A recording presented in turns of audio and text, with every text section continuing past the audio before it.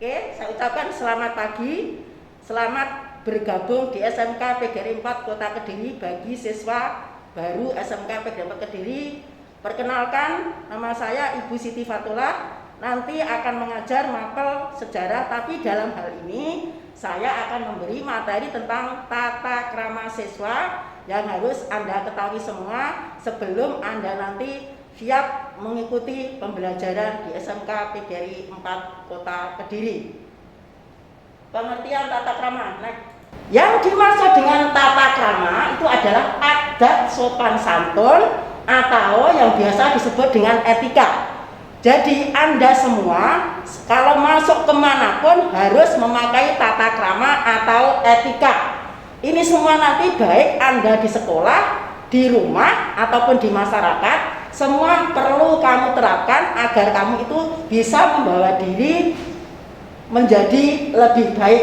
Jadi yang dimaksud dengan tata krama itu adalah adat sopan santun yang harus kamu lakukan untuk setiap hari selama kamu menjadi manusia atau warga masyarakat atau siswa SMK PGRI 4 Kota Kediri. Nah, mungkin selama ini Anda belum mengenal apa itu tata krama. Padahal tata krama itu sudah diperkenalkan orang tua kamu selama kamu menjadi anggota keluarga. Kemungkinan tata krama yaitu tata cara makan atau minum, kemudian tata cara menyapa, tata cara memberi hormat, berbicara, berpakaian, dan bersikap jika ada tamu yang datang ke rumah. Bagaimana Anda menghormati orang yang datang ke rumah Anda, sehingga Anda tahu bagaimana adab sopan santun yang telah diajarkan oleh orang tua Anda selama Anda menjadi anggota keluarga. Jadi tata krama itu sangat perlu sekali untuk membina diri Anda, mendidik diri Anda menjadi manusia yang lebih sopan, lebih santun, lebih beretika, dan lebih bertata krama. Setiap tindakan, setiap berbicara Anda semua memakai aturan. Jadi tata krama itu sangat perlu sekali diterapkan untuk Anda semua mulai masih kecil sampai dengan nanti Anda menjadi dewasa. Bagaimana cara makan harus dimulai dengan berdoa, kemudian bagaimana minum, bagaimana berpakaian, semua harus dimulai dengan tata krama atau doa. Mungkin ini semua nanti menjadi bekal Anda untuk menjadi manusia yang bertanggung jawab. Oke ya. Jadi supaya Anda lebih paham, lebih mengerti apa itu yang sebenarnya tata krama itu adalah kebiasaan. Kebiasaan apa? Kebiasaan yang lahir dalam hubungan antar manusia satu sama lain. Kebiasaan ini muncul karena adanya aksi dan reaksi dalam pergaulan. Contoh, teman Anda bertanya, Anda menjawab. Nah, itu termasuk antara reaksi dan reaksi. Sebagai contoh, kalau orang Indonesia setuju dengan apa yang dikemukakan, ia akan mengangguk-anggukkan kepala sebagai tanda setuju atau ACC. Nah, tata krama yang semula berlaku dalam lingkungan terbatas itu nanti lama-kelamaan dapat merambat ke lingkungan masyarakat yang lebih luas. Jadi tidak hanya di keluarga, di masyarakat, di sekolah, tapi di seluruh kehidupan bangsa yang ada di dunia ini, semua harus memakai tata krama atau etika, baik dalam bertindak, berbicara, atau lain sebagainya. Nah, tata krama itu adalah kebiasaan sopan santun yang disepakati dalam lingkungan pergaulan antar manusia setempat. Pengertian tata krama secara harafiah, tata krama itu berasal dari dua kata, yaitu tata dan krama. Tata berarti adalah adat, aturan, norma, dan peraturan. Sedangkan krama berarti sopan santun, kelakuan, tindakan, perbuatan.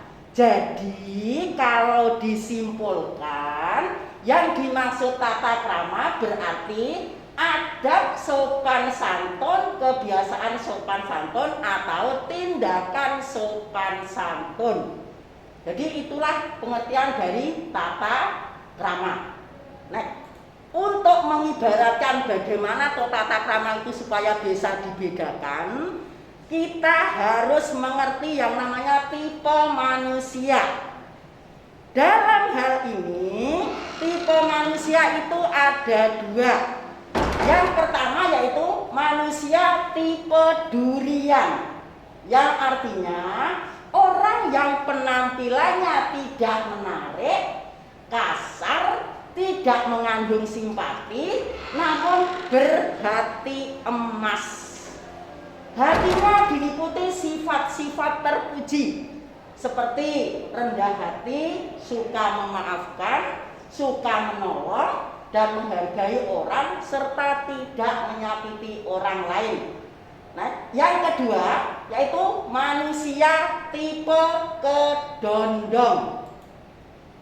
Nah, manusia tipe kedondong ini jika dilihat sesaat kulitnya halus, mulus, tetapi di dalamnya itu akan dijauhi orang. Kenapa?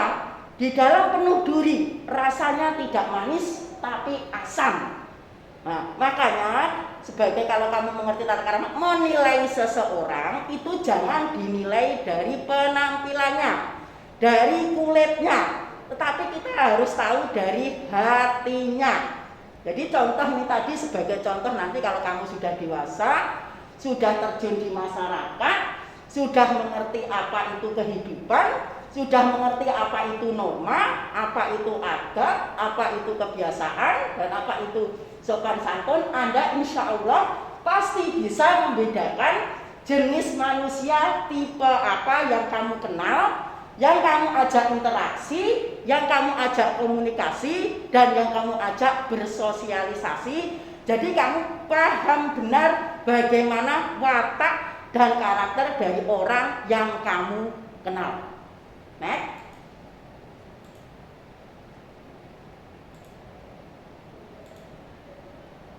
Nah, apa tuh sebenarnya tata krama itu? Apa penting dalam kehidupan? Manusia hidup itu perlu aturan. Manusia hidup itu perlu kebiasaan. Makanya di sini tata krama itu sangat penting sekali. Orang yang mengenal dan menerapkannya akan melahirkan penampilan yang menarik. Karena kalau kamu tahu arti tata krama dalam kehidupanmu, satu, kamu bisa hidup teratur. Kenapa Bu kok bisa teratur? Semua yang kamu lakukan, kamu ucapkan itu memakai aturan, memakai tata cara, sehingga bisa menunjukkan bahwa kamu itu orang yang penuh dengan kedisiplinan, ketertiban, sehingga dalam kehidupan sehari-hari kamu bisa mengatur dirimu sendiri. Setelah kamu tahu tata krama, bisa membedakan tipe manusia yang berkulit durian dan berkulit kedondong. Nah, tata krama itu memang dapat menentukan nasib baik seseorang.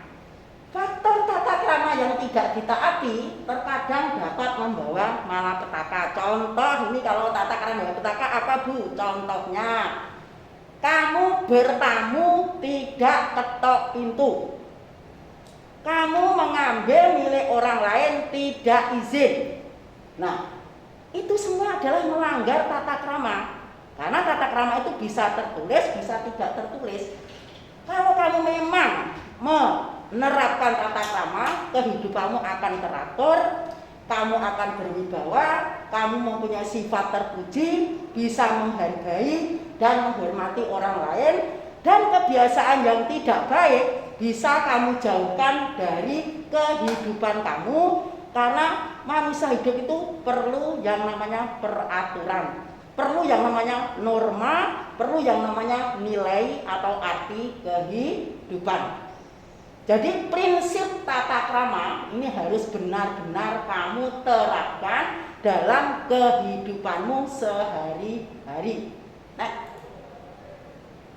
Nah, tata krama itu berada di mana saja.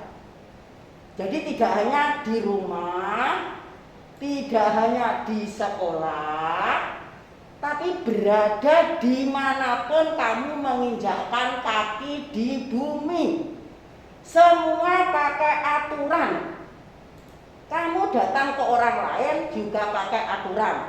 Kamu bertamu ke orang lain juga pakai aturan. Kamu bergaul dengan orang lain juga pakai aturan. Jadi kalau semua sudah terkondisikan, semua sudah kamu kendalikan, insya Allah yang namanya tata krama sudah tertanam, sudah tertancap dalam diri dan hati kamu. Kamu kedepannya akan menjadi manusia yang benar-benar mengerti arti kehidupan, benar-benar bisa menata dan menata hidup yang lebih baik lagi. Jadi dengan adanya tata krama, sebelum kamu bertindak, sebelum kamu melakukan sesuatu, harus berpikir dulu gimana ke depannya, apa akibatnya, dan bagaimana selanjutnya. Itu harus sudah kamu tanamkan, sudah harus kamu pikirkan, supaya kamu itu selalu berhati-hati dalam melakukan sesuatu tindakan.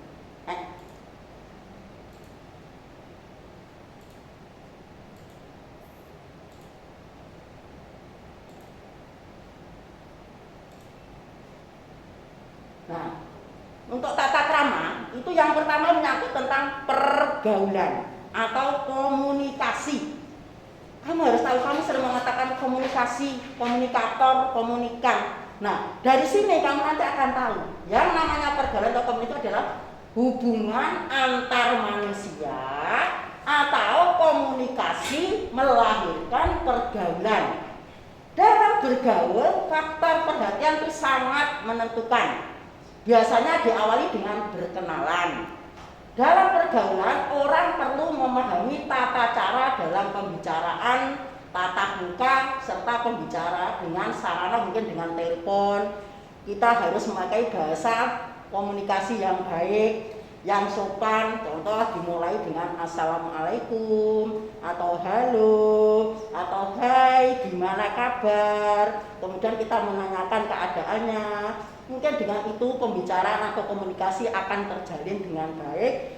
Dengan perkataan yang sopan, menjawabnya pun menjadi lebih baik, lebih teratur, dan komunikasi bisa terjalin dengan baik. Next.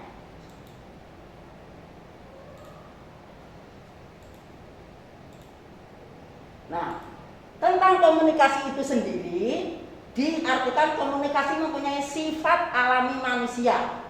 Contoh komunikasi sifat alami itu apa, Bu? Mulai kecil, satu, kamu sudah dilatih berbicara.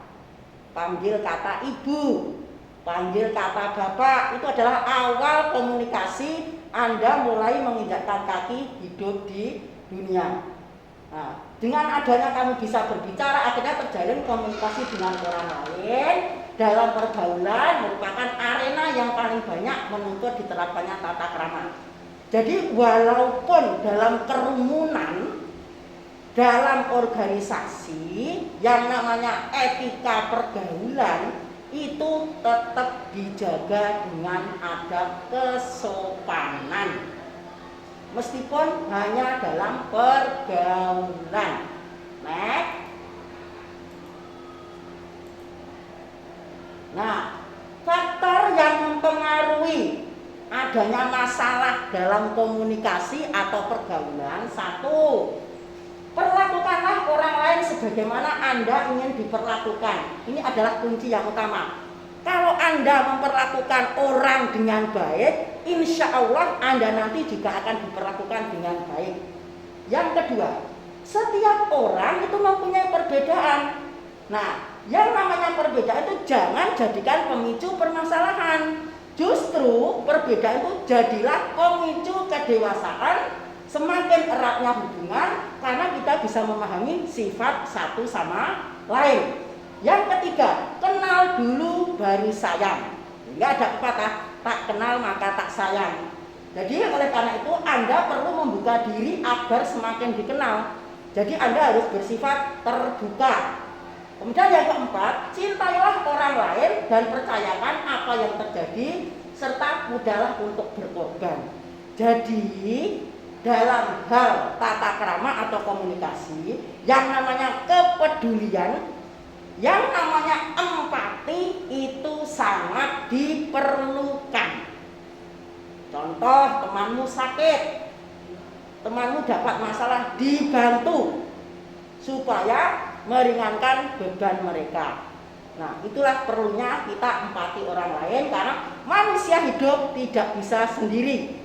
Makanya manusia dikatakan sebagai makhluk sosial di samping sebagai makhluk individu. Jadi dalam hal ini yang namanya kita peduli, empati itu sangat diperlukan sekali. Nah, ini nanti Ibu akan memberikan contoh pertama nanti tata krama berkenalan. Pas seusia kamu ini semua, setelah meninggalkan bangku SMP, Anda menuju bangku SMK pendidikan lanjut. Insya Allah satu, Anda menginginkan teman istimewa. Anda ingin mencari kenalan yang baru. Anda akan mendapat sahabat yang baru. Nah, di sini Ibu akan memberikan tata krama berkenalan. Yang pertama itu tata krama berkenalan dan bertamu cukup beragam. Dari masing-masing wilayah, masing-masing daerah itu berbeda. Contohnya, para siswa seyogyanya mengetahui aturan-aturan umum yang disepakati pada masyarakatnya, sedangkan penerapannya disesuaikan dengan kondisi yang berlaku. Mungkin kalau di SMK PGRI 4 juga akan dijelaskan oleh pemateri yang lain, jadi tidak bufa tapi oleh pemateri yang lain. Nah, kemudian contoh lagi, tata cara bertamu. Nah, mungkin nanti kamu sudah punya kenalan teman istimewa akan bertamu. Satu, ingin kenal orang tuanya, ingin kenal saudaranya. Nah, di sini juga ada tata kramanya, juga ada tata caranya. Nah, bagaimana Bu tata cara bertamu? Nah, di sini nanti harus kamu pahami. Kalau hendak bertamu ke rumah orang, hendaknya Anda datang pada waktu yang tepat, tidak pada waktu istirahat. Mungkin kalau siang antara jam 9 sampai 10, kalau sore mungkin jam 7 sampai jam 8. Jangan bertamu di atas jam 10. Jangan bertamu siang jam 12 siang pada waktu istirahat. Jadi cara bertamu itu juga memerlukan tata krama atau sopan santun. Nah, sebelum bertamu kalau bisa, karena sekarang itu sudah berkembang yang namanya HP, WA, dan lain sebagainya. Sebelum bertamu kasih kabar dulu, tanya dulu, apakah longgar, apa ada di rumah. Nah, kalau dia ada di rumah baru kita ke rumahnya. Nah, kalau sudah sampai di rumahnya jangan langsung masuk gitu aja, kita ketok pintu. Ketok pintu juga ada aturannya, yaitu 3 kali, jangan lebih, jangan main gedor-gedor. Nah, Anda sudah dibekali tata krama, jadi kalau bertamu, contohnya tata krama bertamu juga harus kamu pakai, yaitu ketuk pintu 3 kali, berkata yang sopan, setelah dibuka pakai salam dan lain sebagainya, lanjutkan apa yang ingin Anda sampaikan. Next.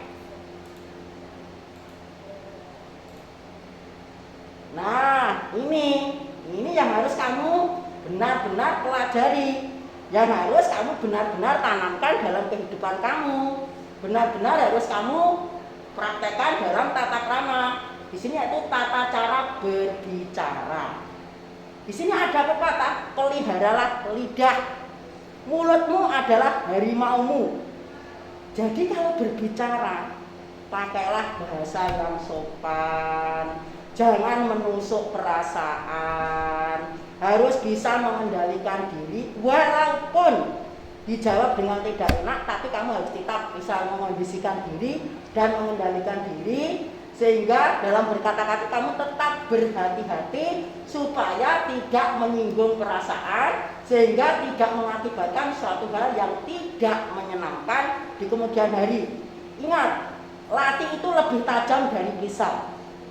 Dibacok gak secara sakit, tapi kalau kata-kata kita menyakitkan, itu nanti sakitnya itu ya Allah lama sekali sembuhnya. Untuk minta maaf itu pun rasanya nggak mau. Makanya tata cara berbicara itu benar-benar harus kamu terapkan. Pakai bahasa yang baik, bahasa yang sopan, tidak menyinggung perasaan, dan lain sebagainya, sehingga dalam suasana berbicara itu benar-benar bisa menjalin persahabatan yang benar-benar bisa dirasakan kenyamanan, kedamaian antara yang berbicara dengan yang diajak berbicara. Next.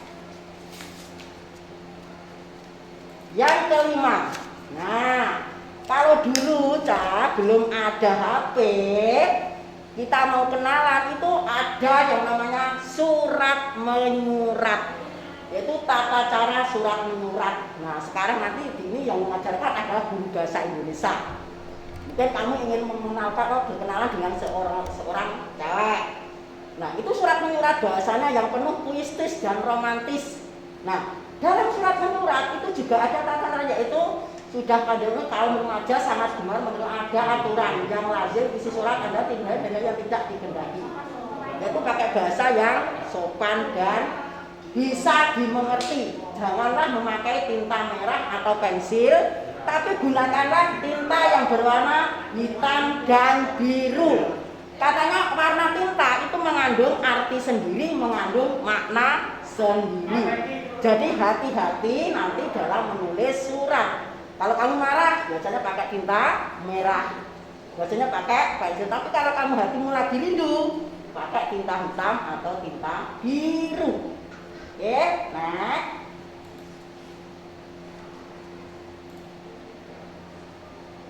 Lanjut, next.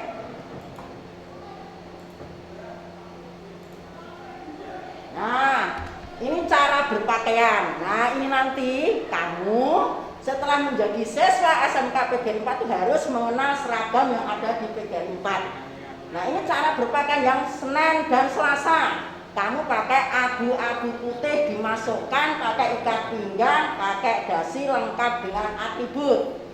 Kemudian Rabu Kamis kamu pakai baju khas PGRI nanti yang akan dikenalkan. Kemudian Jumat pakai pramuka lengkap. Kalau kamu berpakaian sopan dan santun, tidak melanggar aturan, insya Allah kamu akan mengikuti pembelajaran di SMK PGRI 4 ini dengan lancar tanpa ada kendala, karena kamu sudah mentaati tata tertib, sudah mempraktekkan yang namanya tata krama, juga cara berpakaian yang baik dan sopan, sehingga orang yang memandang itu senang, rapi, ganteng, rambutnya klimis, ya lah. Jadi kalau berpakaian rapi itu orang jatuh senangnya minta ampun, yang hati damai. Ya, jangan ke sekolah pakai seperti anak band, celana ketat, mencotot, ya loh. Sehingga orang lain itu memandang, pakaiannya kok seperti itu, tidak enak. Jadi sekolah PGRI 4 tunjukkan kamu adalah siswa yang baik, penuh dengan etika, penuh dengan tata krama. Oke ya, lanjut. Kalau tadi tata cara surat menyurat, sekarang berpenampilan. Kamu harus berpenampilan indah, berpenampilan yang sopan, berpenampilan yang santun, sehingga orang yang menengok itu merasa damai. Ya Allah, siswa saya begitu rapinya, begitu praktisnya, sehingga Anda mengikuti pembelajaran itu sukses, lancar, tanpa ada kendala.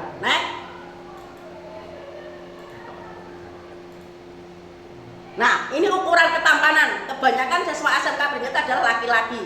Yang dikatakan orang tampan itu adalah yang berpenampilan jos, gandos, ya. Pakai aturan SMK PGRI, baju dimasukkan, ikat pinggang sesuai aturan, hari di mana Anda pakai seragam. Nah, kalau Anda berpenampilan sudah rapi, nggak usah baru sudah kelihatan tampan, sudah kelihatan handsome, sehingga cewek-cewek itu kebanyakan akan mendekat sendiri. Anda nggak perlu lari kemana-mana, berpenampilan, pakai etika, pakai tata krama, sopan santun, tetap kamu pakai, insya Allah kamu bisa belajar di SMK Pegiri mulai dari kelas 1 sampai dengan kelas 3 sukses dengan nilai yang memuaskan. Next.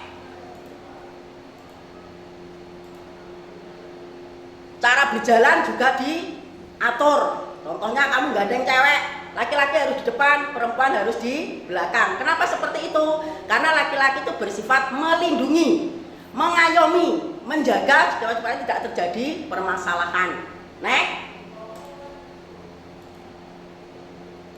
Cara makan ya harus berdoa dulu.